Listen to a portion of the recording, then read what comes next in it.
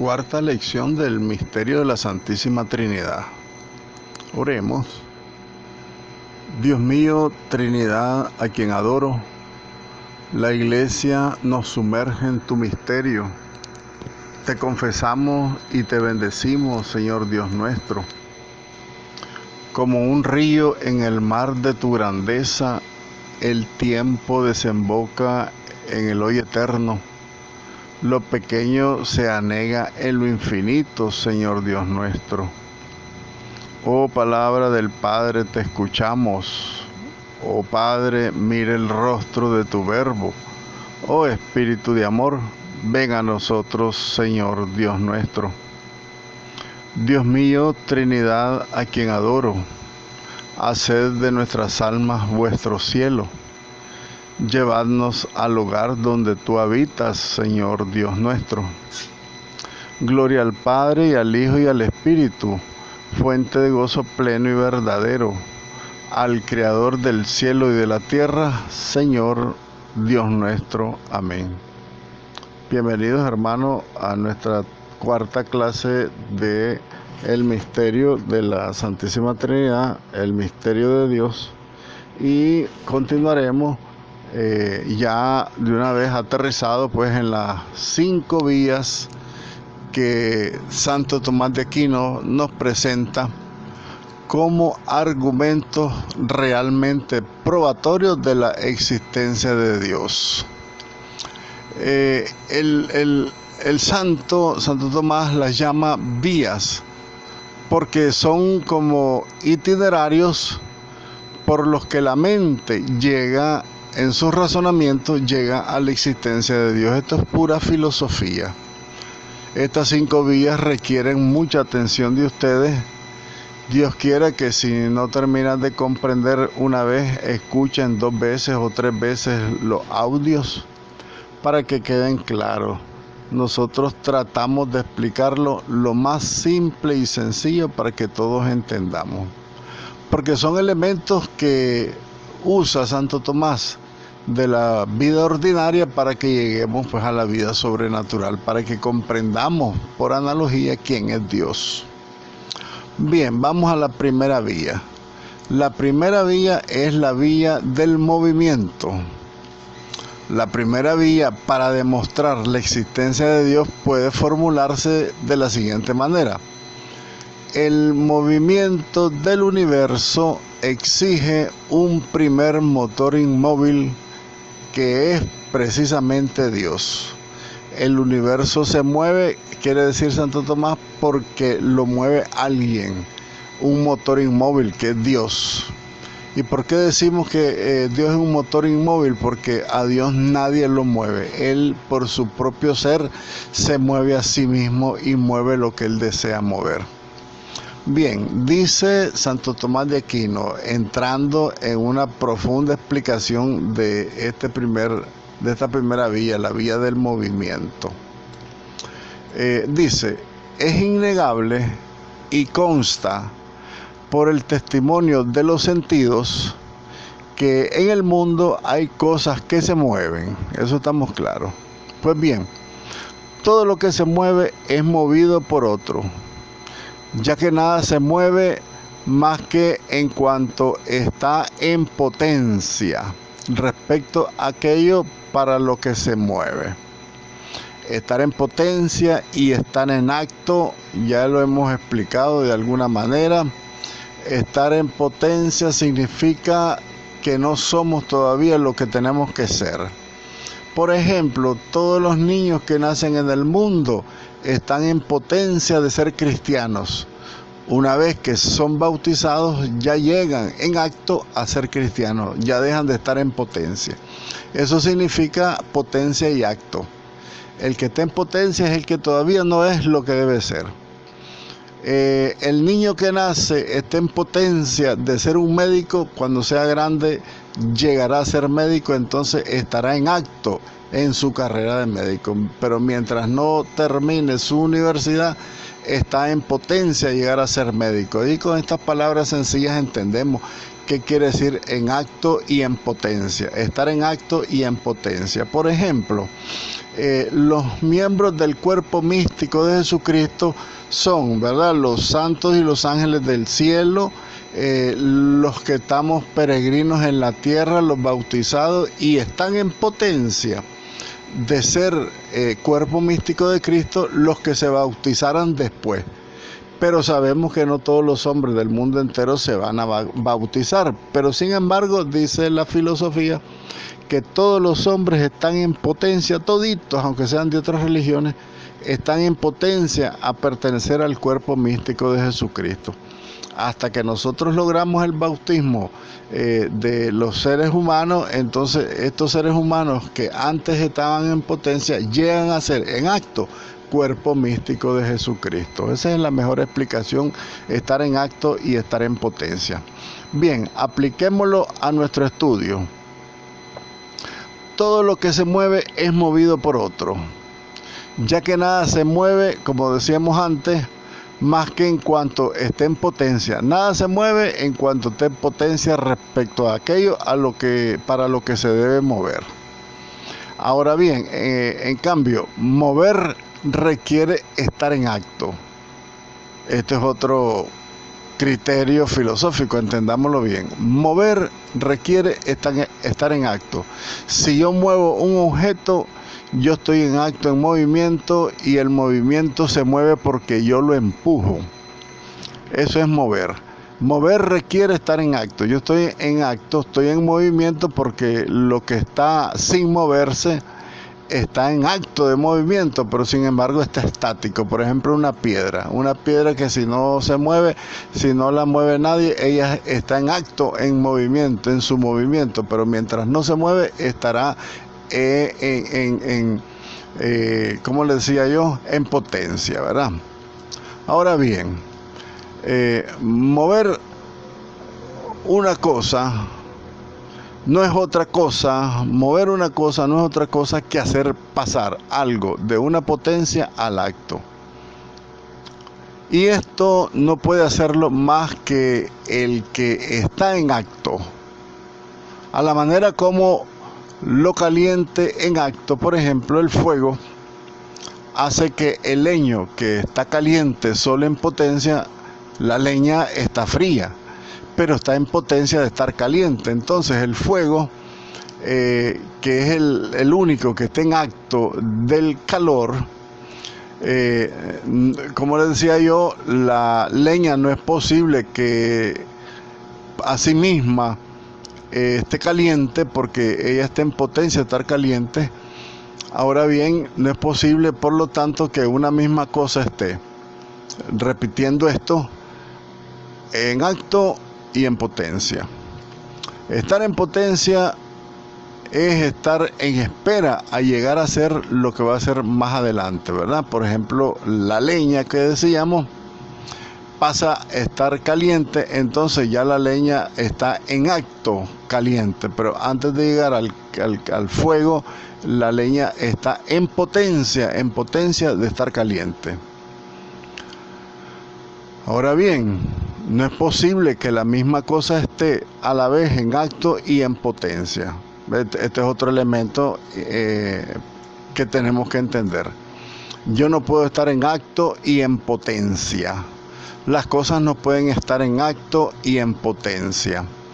El calor no puede estar en acto y en potencia. El calor es calor y está en acto porque lo produce el fuego. Pero el calor no puede estar en potencia, porque si tener las dos situaciones a la misma vez no es posible. Porque, por ejemplo, lo que es caliente en acto no puede estar caliente en potencia, ¿verdad?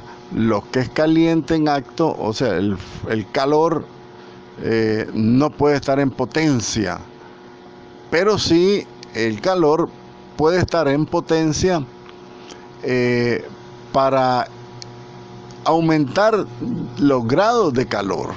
Ese es otro elemento que tenemos que distinguir, ¿verdad? Sino que el calor en sí mismo sí está en potencia para aumentar su calor, subir la temperatura del calor, ¿verdad? Entonces, en ese sentido, el calor, lo caliente, lo que es caliente en acto, no puede estar caliente en potencia para ese mismo grado de calor, sino para otro grado más alto de calor. O sea, que el calor estará en potencia, a la vez estará frío, pues, ¿verdad? Porque si tiene 10 grados de calor y está en potencia de llegar a 20, 10 grados no es nada comparado con 20 grados, ¿verdad? Entonces, es pues imposible, con esta explicación así medio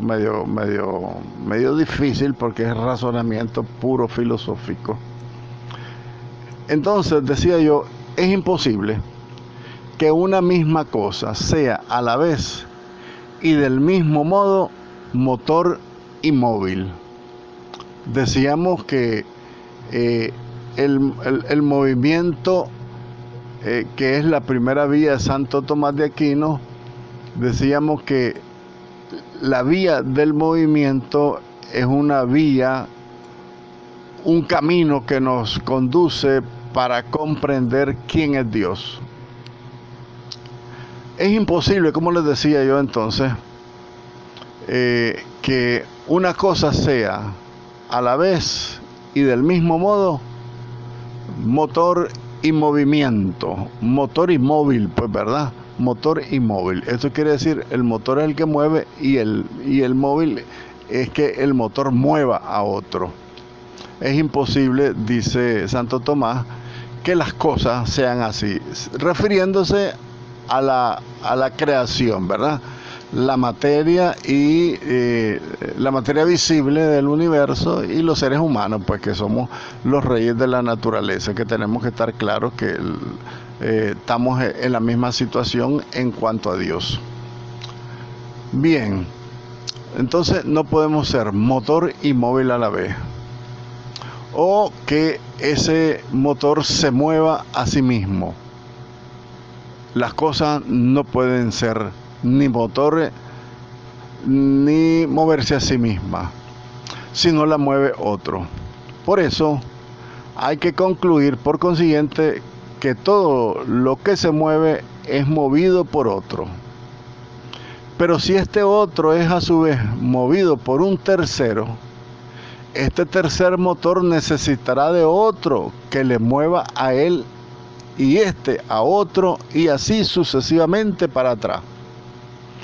Pero no se puede proceder de una manera indefinidamente en esta serie de motores, porque entonces no habría ningún primer motor y por consiguiente no habría motor alguno, pues los motores intermedios no mueven más que en virtud del movimiento que reciben del primer motor.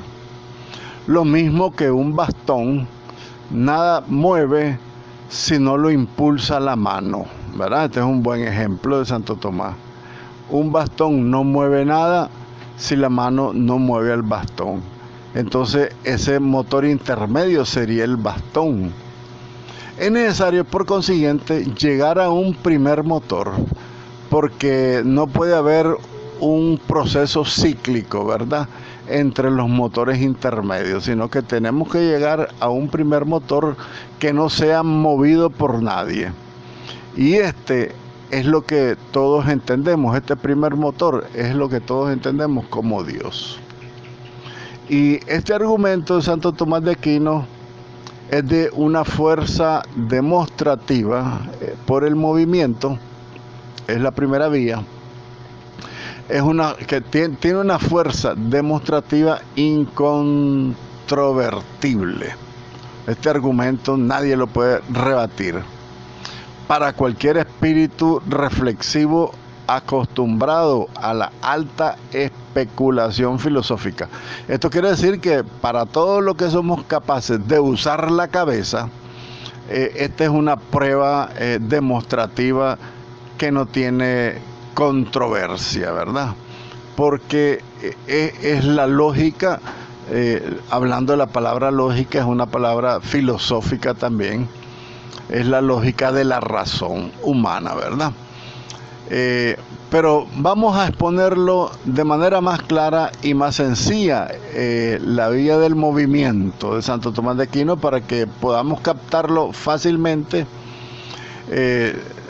Tal vez aquellos que no estamos acostumbrados a los razonamientos filosóficos muy elevados, digámoslo así, ¿verdad? Porque nosotros somos cristianos de a pie, somos cristianos que tenemos la fe necesaria para mantenernos en la gracia de Dios. Pues no somos grandes eruditos ni en teología y mucho menos en filosofía. Muy bien, en el mundo que nos rodea hay infinidad de cosas que se mueven. Es un hecho que no necesita demostración. Basta que abramos los ojos para que contemplemos el movimiento por todas partes. Las hojas se mueven por el viento, los árboles se mueven, el viento se mueve, los vehículos se mueven, las personas se mueven, todo se mueve. Basta con que miremos a nuestro alrededor. El movimiento está por todas partes. Ahora bien, prescindiendo del movimiento de los seres vivos, quitemos aquí en este momento del análisis entonces el movimiento que tenemos las personas, ¿verdad? Que tenemos movimiento intrínseco, diría yo, porque Dios nos ha dado el movimiento, pues ya desde el momento de nacer, cuando nos dio su soplo de vida, nos dio el movimiento. Muy bien, prescindamos del movimiento de los seres vivos. Los seres humanos y los animales, que también los animales se mueven, ¿verdad? En virtud, pues, precisamente de la vida que tenemos, ¿verdad? Los seres humanos y los animales que tienen vida. Porque los animales tienen un soplo de vida, pero no tienen un soplo o racional, sino que instintivamente, nada más los animales. Los seres humanos tenemos un soplo de vida racional.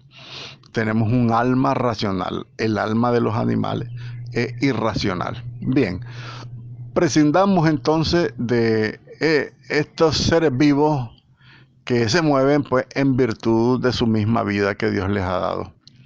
Ahora, tienen un movimiento, estos seres vivos, un movimiento inmanente que les permite crecer y trasladarse de un sitio a otro, de un sitio, ¿verdad?, a otro sin más influjo aparente que el de su propia naturaleza, de su propia voluntad.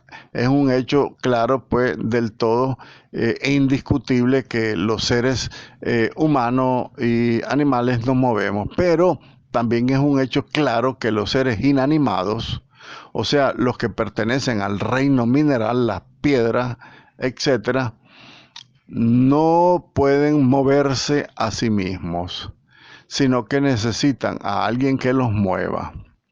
Si nadie mueve una piedra, esa piedra permanecerá quieta e inerte por toda la eternidad si nadie la mueve, ya que ella, la piedra, no puede moverse a sí misma, puesto que ese elemento carece de vida y por lo mismo está desprovista de todo movimiento inmanente. Recuerden la palabra inmanente, ¿verdad? Lo inmanente es lo que está dentro de uno mismo, lo que te mueve dentro de ti. Lo que sale de dentro de ti es lo trascendente, ¿verdad?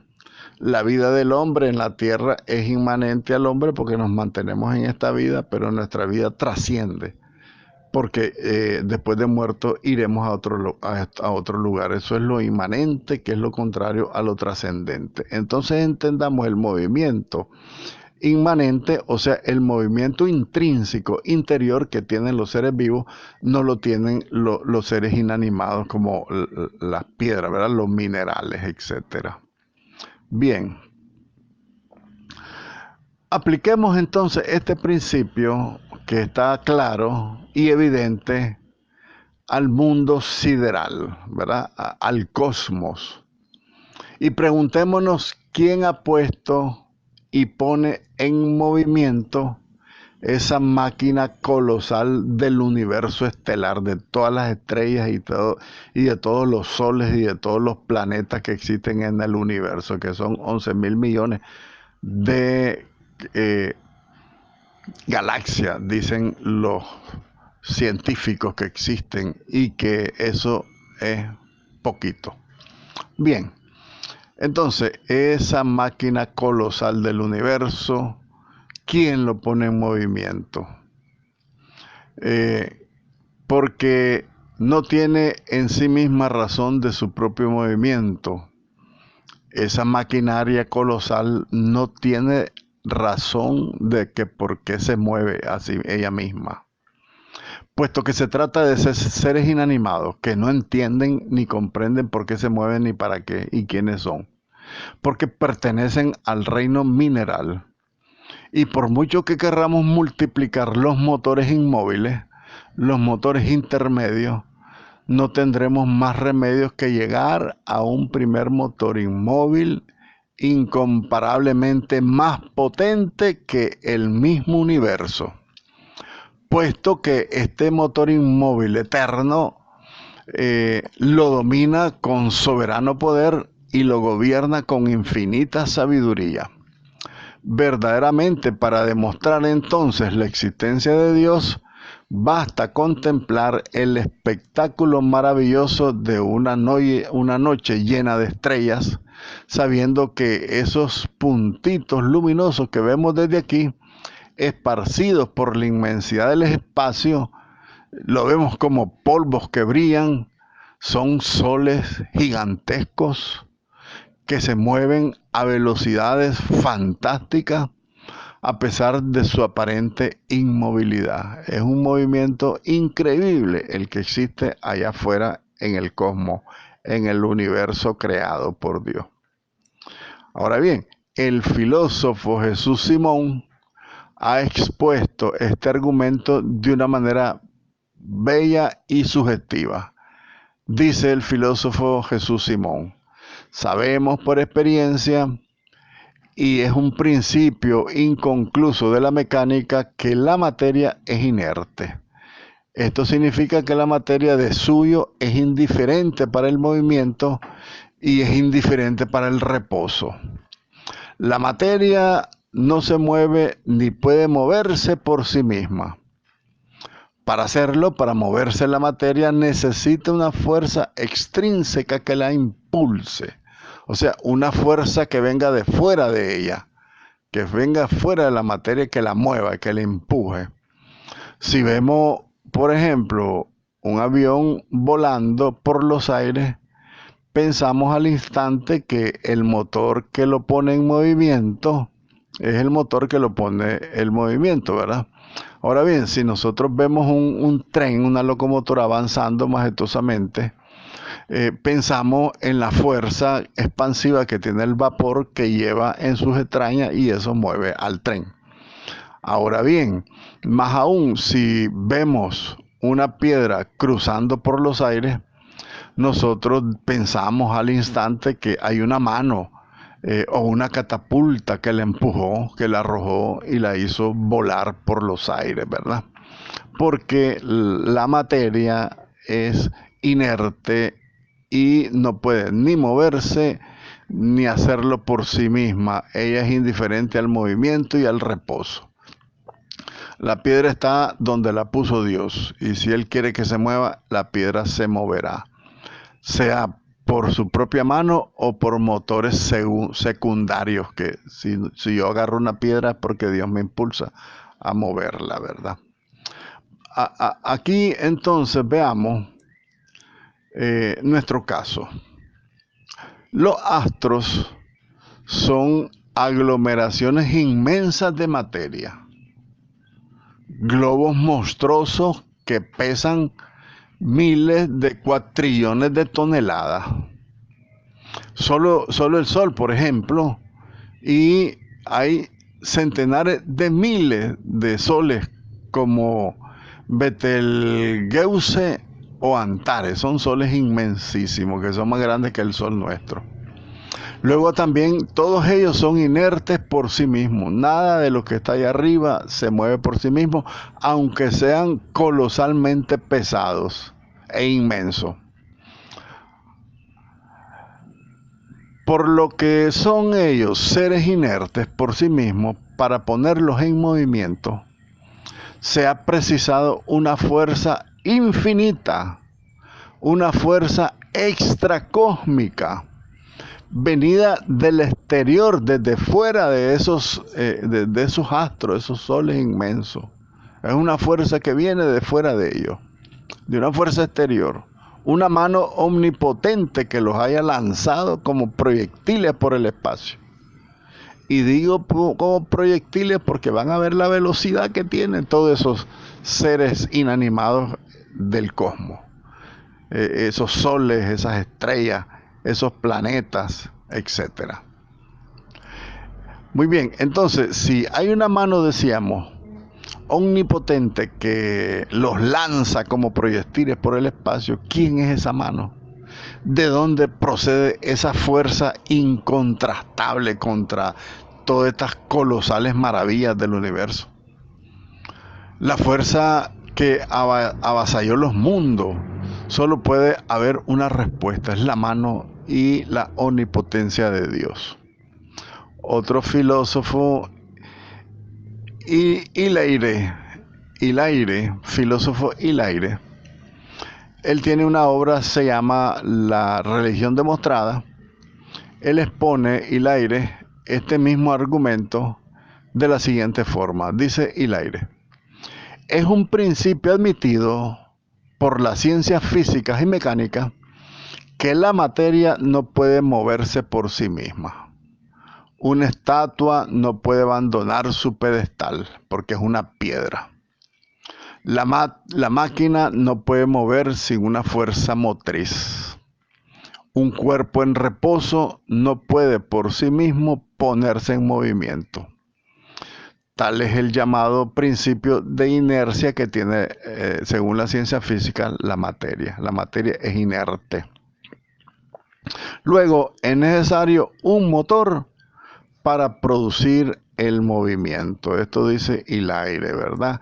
Y bien, la Tierra, por ejemplo, el Sol, la Luna, las estrellas, que es lo que nosotros conocemos, todos estos elementos del cosmos recorren órbitas inmensas sin chocar jamás unas con otras.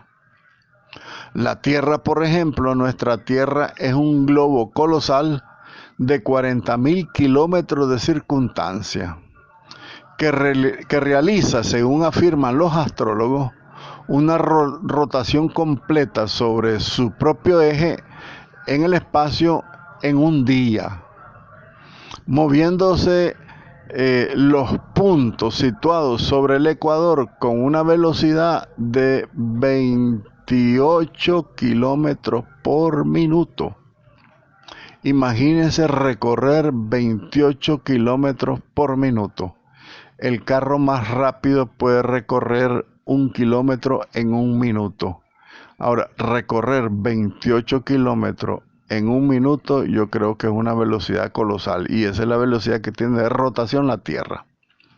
Ahora bien, en un año la Tierra da una vuelta completa alrededor del Sol. Y la velocidad con que va dando esa vuelta es de unos 30 kilómetros por segundo.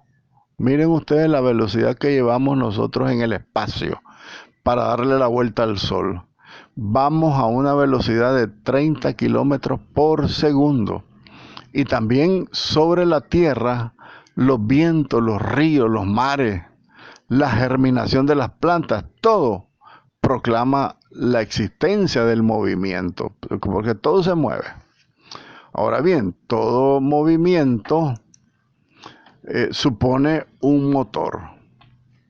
Más, como no se puede suponer una serie infinita de motores, que ya lo hemos dicho, una serie infinita de motores que se comuniquen en el movimiento unos a otros hasta llegar al último, puesto que ese número infinito de motores es tan imposible como un bastón sin extremidades, ¿verdad? Un bastón sin patas. Es una cosa imposible.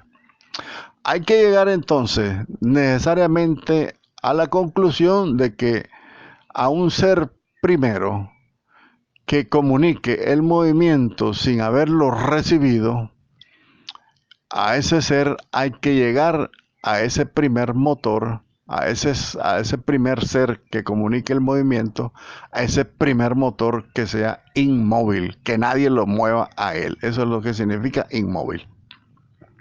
Ahora bien, este primer ser, esta primera causa del movimiento es Dios, quien con justicia recibe el nombre de primer motor del universo.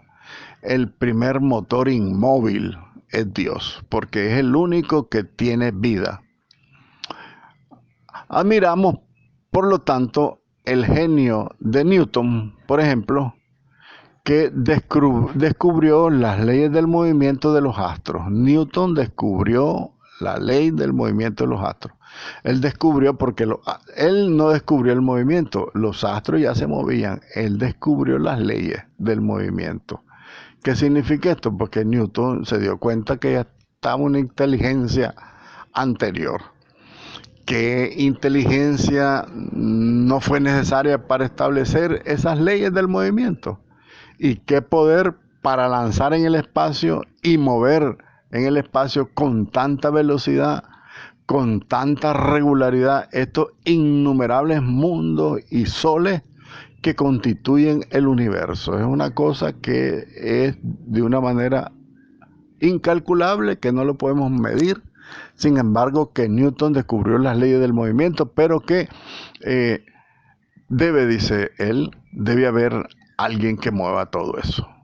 Debe haber una inteligencia para que sea capaz de mover y de lanzar por el espacio a tanta velocidad tantos mundos, tantos soles, tantas lunas inmensas allá en el espacio.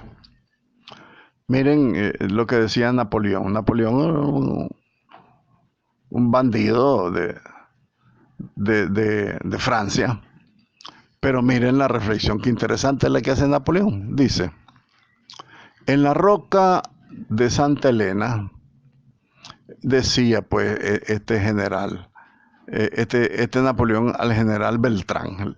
Napoleón hablaba con el general Beltrán de su ejército y le decía, mi victoria os han hecho creer en mi genio, pero el universo me hace creer en Dios, decía. Miren ustedes, Napoleón. ¿Qué significa la más bella maniobra militar comparada con el movimiento de los astros? Miren, yo creo que Napoleón tenía una visión cristiana, ¿verdad? Reconocía al menos quién era Dios. Y lo comparaba con las grandes batallas que para ese momento eran, incluso eran endiosados todos estos emperadores malvados. Este argumento, enteramente demostrativo, por sí mismo alcanza su máxima certeza y evidencia si se le combina con el argumento del orden admirable que reina en el movimiento vertiginoso de los astros. ¿Qué quiere decir esto? Que con esas velocidades que llevan los astros del cielo, hay un orden en ese movimiento. No es a la bravia, a la bulla, como podríamos pensar en el primer instante de la existencia de la materia, en el Big Bang. Porque el Big Bang es una explosión que tira para todos lados sin orden. Todas las piedras y los astros y los soles y las piedras incandescentes, etc. Yo me imagino todo eso, una explosión. Pero analicemos lo que dice pues este argumento demostrativo. Cuando profundizamos en el orden admirable que reina en esos movimientos vertiginosos, pues son velocidades increíbles, que se cruzan entre sí recorriendo sus órbitas y sus grandes velocidades fantásticas sin que se produzca jamás un choque ni la menor colisión entre ellos. Ciertamente que hay algunos que chocan, pero son otros elementos, pero la mayoría, la gran mayoría, si no decirlo todos los astros del cielo, tienen un orden en el movimiento, un orden admirable. Lo cual prueba que estos movimientos no obedecen a una fuerza ciega de la misma naturaleza. Esto no es a la brava, exploten y váyanse, giren. No, hay un orden. Obedecen a un orden impuesto. Porque estos astros no pueden obedecer a una fuerza ciega de la naturaleza. Porque todo esto produciría una confusión y un caos, una destrucción del universo. Él mismo se destruiría.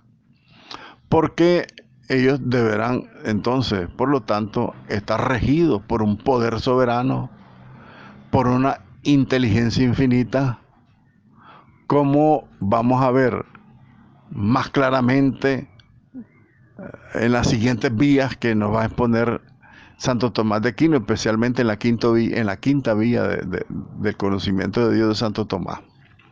Que después entonces sentado, ya para finalizar esta primera vía, quede sentado en nosotros, que quede comprendido en nosotros, entendamos todos, quiere decir esto, que el movimiento del universo exige un primer motor que lo impulse, o que lo mueva, y que mueva a todos los demás seres que se mueven.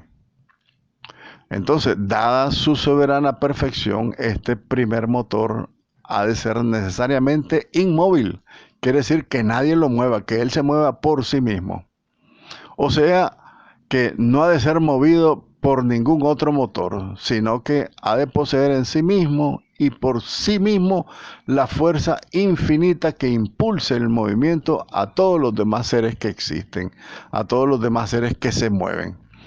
Este primer motor inmóvil infinitamente perfecto recibe el nombre adorable de Dios. Los cristianos le damos el nombre de Dios. Hagamos un paréntesis porque aquí termina la primera vía. Quiero completarles la idea. Cuando Moisés le pregunta a Dios, si el faraón o los israelitas me preguntan de parte de quién vengo, ¿qué les digo? ¿Cómo te llamas? Cuando él está en contacto con Dios hablando en el monte Sinaí, Moisés le dice a Dios, decime tu nombre porque si me preguntan allá yo tengo que decir algo. Entonces Dios le contesta, cuando vayas dirás que te manda yo soy el que soy. Ese es el nombre de Dios. Yo soy el que soy. ¿Qué significa esto? Yo soy el que vive. Le dice la Santísima Virgen María a San Juan Diego, a San Juan Dieguito. Le dice, yo soy la madre del Dios por quien se vive. Aquí hay una gran revelación en la Virgen de Guadalupe. Entonces, el nombre de yo soy, que se traduce de esas 4 letras consonantes del arameo, se traducen en el Yahvé. Es el yo soy. Es el Dios de la vida, el Dios que da vida, el Dios que es el primer motor, es el motor que nadie lo ha creado a él. Yo soy el eterno, quiere decir el yo soy. Yo soy el único que tiene vida y ustedes tienen vida porque yo se las doy. Eso significa la palabra el yo soy, el Yahvé católico. Nosotros los católicos decimos Yahvé, porque Yahvé significa el yo soy, el Dios de la vida, el Dios que tiene vida, el único ser viviente significa eso. Y que todos tenemos vida porque Él nos da vida. Por eso nosotros no le podemos poner nombre a Dios. Dios no tiene nombre, porque Dios es el que es. Y nadie lo puede entender, y por eso es el gran dilema protestante que no han entendido y que le pusieron un nombre a Dios que le dicen Jehová. Eso, Dios no tiene nombre. Dios es más grande que todos los nombres que le querramos poner. Ya podemos buscar en el diccionario toditos los nombres que querramos y ninguno es Dios.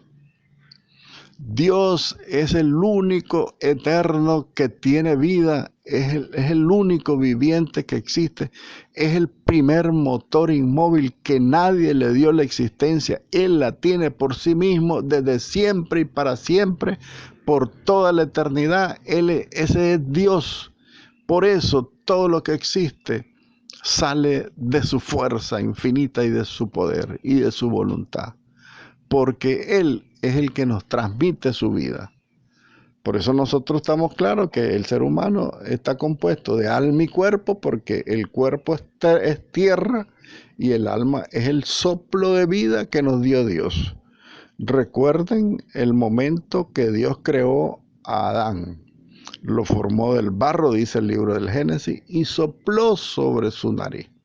Le dio el soplo vital, el soplo de vida, porque el hombre sin ese soplo de vida que le dio Dios no existiríamos. Y es tan grande la creación del hombre que Dios le dio autonomía incluso para moverse a sí mismo. El hombre es el único ser que se mueve a sí mismo. Es como un motor, pero el hombre es un motor secundario, porque el primer motor inmóvil es Dios. Gloria al Padre, y al Hijo, y al Espíritu Santo, como era en el principio, ahora y siempre, por los siglos de los siglos. Amén.